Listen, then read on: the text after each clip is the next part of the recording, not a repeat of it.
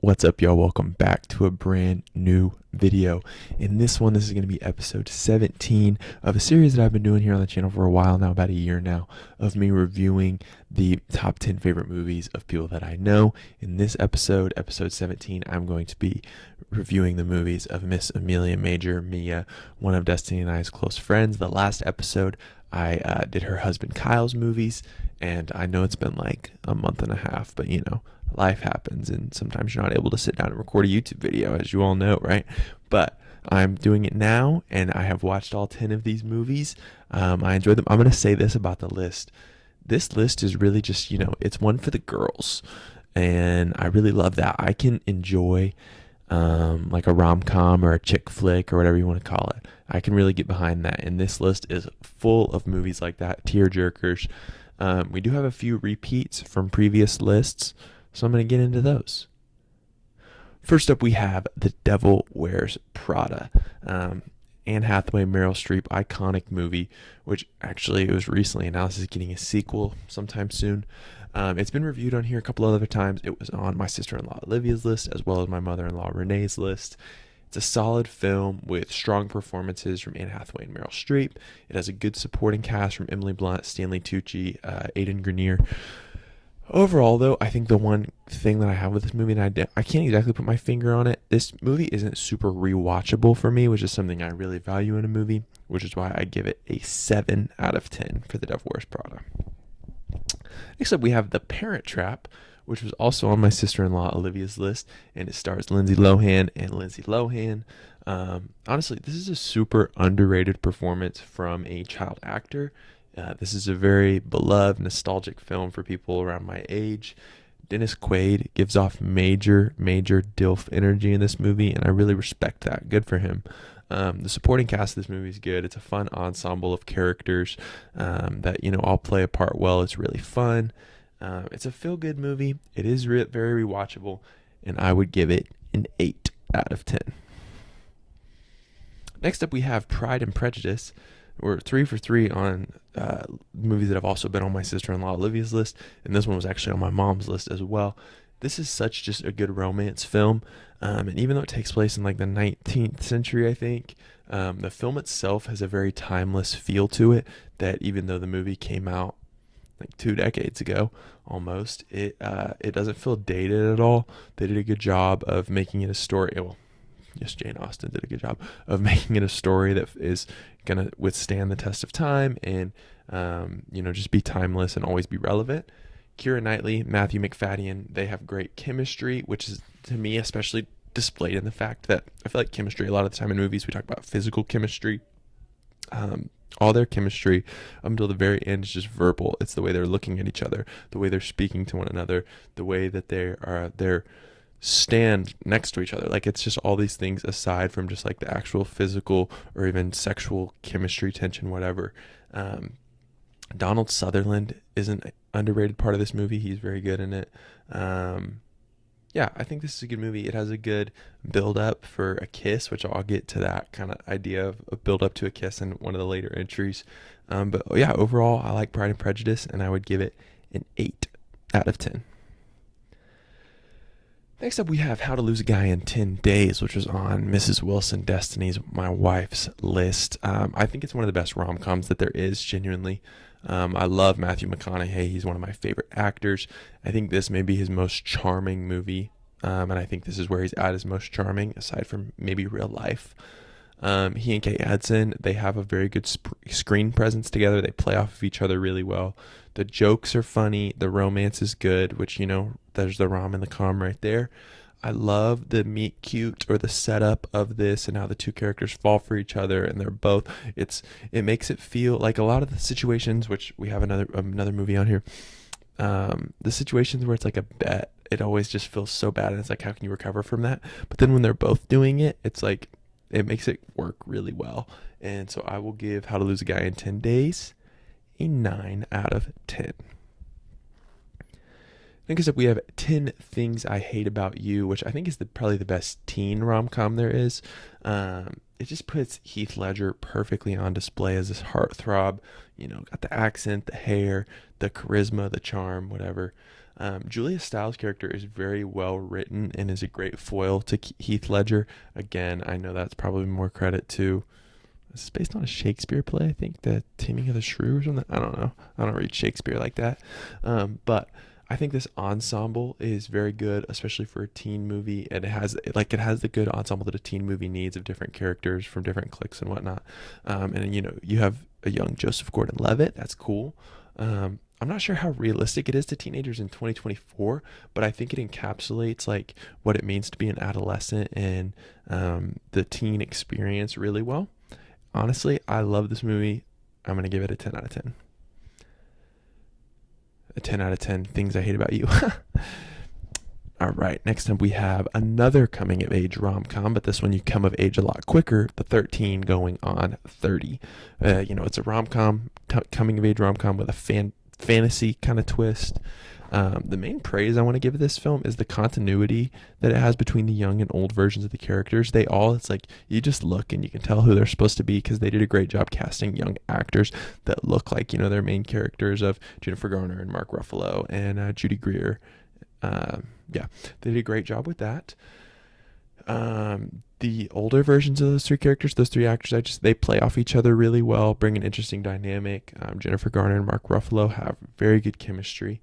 I love Andy Serkis's character in this movie as well, and I love Andy Serkis, and so that's cool. I think this film has a really good ending, and something that Kyle and I were actually texting about, Amelia's husband, is which it's like this movie has the perfect build up for a first kiss, is what he said, and I think it's kind of hard for me to disagree. I can't think of anything that's better than one on Pride and Prejudice is really good, but this one is just so good. The build up for that kiss and then the way they just do it it's really well executed.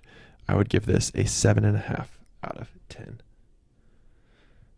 Next up, we have another very solid rom-com, While You Were Sleeping, which I would also say is a Christmas movie, and I know Amelia agrees that it is a Christmas movie.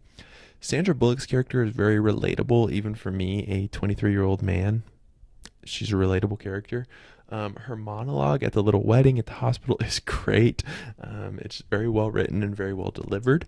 The ring in the bowl at the end, spoilers, nice touch. I love that, how he just dropped it in the little bowl at the train station. That's great. And I think I like it when they are able to nicely slide in title of the movie. Like sometimes it's kind of cringy, sometimes it works really well. This one, and it being the closing line, such a nice touch. Big fan of that. 8.5 out of 10. She's All That, guys, another rom-com. I'm all for the rom-coms. I dig it. This one, I think it hasn't quite aged as well as some of the other films on this list, but it's still a really good watch, and it still is rewatchable. It's just like it does feel a little dated at times, whereas I don't think that 10 Things I Hate About You necessarily does. Freddie Prinze Jr. plays a likable but flawed lead, which I think is good. Rachel Lee Cook plays a character that is super, super easy to just immediately get invested in her and her dynamic and her relationships and her as a character. Also, I want to touch on a specific quote from Paul Walker's character that is definitely not an okay thing to say about someone, but my wife and I now reference frequently, and it is when Rachel Lee Cook's character is taking off her shirt and changing into her swimsuit, and he says, and I quote, "Look at the bobos on Super Freak." That is peak writing right there. That's cinema. 8 out of 10. Now, next up we have Princess Diaries. So she put 1 and 2. I'm going to review, I think, number 2 because I gave it a half point higher. So I'm going to give her that one. I watched both films in this duology. I elected to review the second one, like I said, because I think it was slightly better than the first. Anne Hathaway, of course, is great. Julie Andrews is Julie Andrews, and I think this one brings in a good adversary turned love interest in Mr. Chris Pine.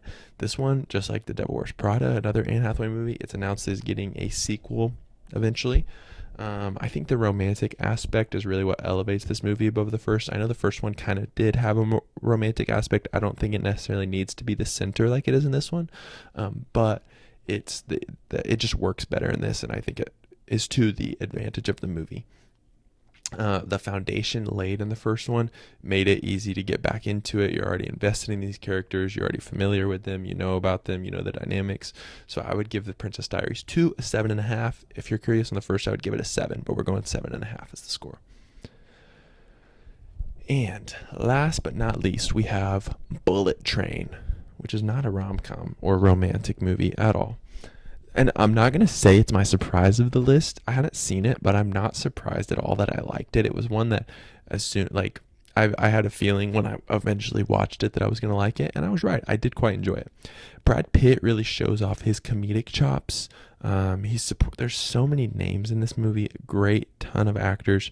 I want to specifically shout out Tyree Henry, Aaron Taylor Johnson as Lemon and Tangerine. I know they're kind of like the breakout stars of this movie. Not that they weren't already stars. I just mean like they're the characters that people have really latched onto from this movie.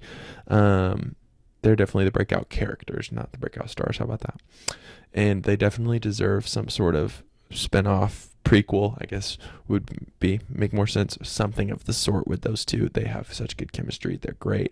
I love all the random Thomas the Train references that Brian Tyree Henry's character makes. So good. I really enjoyed this movie. I think The Speed Train was the perfect setting for an action film. Brilliant film. You should go watch it if you haven't. 9 out of 10, which I believe brings her total to... Oh, I thought I had it here. I don't. So you're going to have to sit there while I awkwardly do math. Well, me doing the math isn't going to be awkward, but you watching me do the math is going to be awkward. I like to pull up a calculator because I do know how to do basic addition, but I want to make sure I'm correct.